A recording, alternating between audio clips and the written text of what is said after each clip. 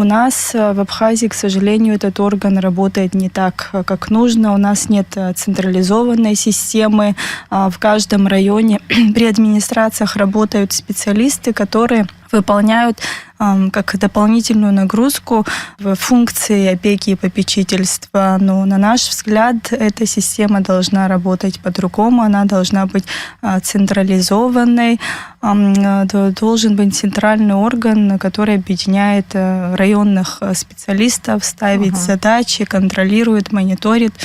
Мы планируем, и более того, мы слышали, что интерес в этом направлении есть и у депутатов парламента. Они спрашивают, интересуются, и очень надеюсь, что в следующем году будут шаги определенные в направлении к реформированию данной системы, но для этого, конечно же, нужен закон о деятельности органов опеки и попечительства. Мы готовы взаимодействовать и с парламентом, и наши российские коллеги заручились поддержкой, они готовы поделиться опытом, своими материалами, законопроектами в этом направлении.